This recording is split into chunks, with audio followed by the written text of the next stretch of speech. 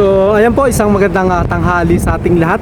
So meron po tayong iba-vlogs ngayon, baka makatulong ito. Basic po na 5 tons inverter. So ang problema po ay 5H OS5. Ganyan na error yung lumalabas niya. And then ito po nyo, mawawala yung error niya. Ayan, 01 siya ngayon, di ba? So i-reset natin yung power niya. Ang problema ay yung pan motor ay parang sumabit. Ayan. So ito siya. Sa taas. Ayan, hindi maikot.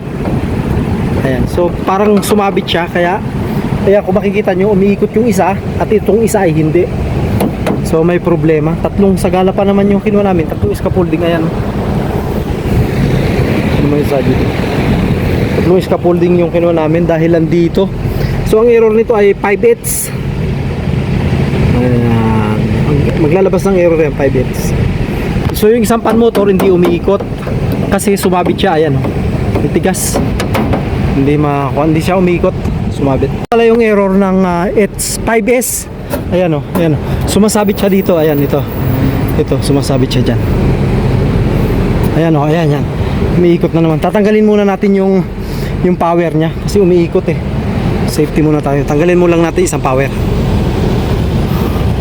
Ayan siya nga oh, binigay na yung signal oh. Umaandar yung compressor natin and then hindi umiikot tong isa. Ayan yan ang problema. Pan motor yung problema, hindi umiikot.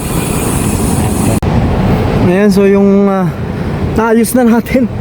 Bini ako dito tapos pinalo ko kasi parang natumba siya eh, no? Mahirap naman dito sa taas eh. Ayan, so okay na siya. Ayan, umiikot na. So ilalagay ko na yung power supply natin. Ayan, nakakatakot kasi ang taas oh. Grabe. Ako na naman yung pumunta rin. So okay na, nagawa na natin yung error na 5H. Ayan. So 5H na error sa basic air condition. Basic. So naayos na natin.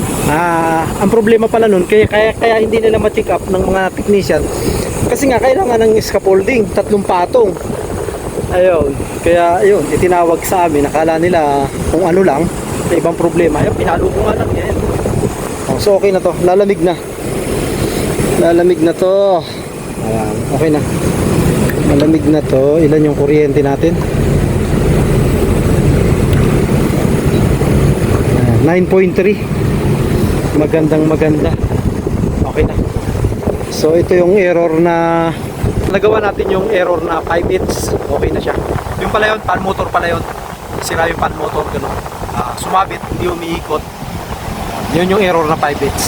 Diba? Wala kasi sa error code yan. Thank you very much po, maraming salamat.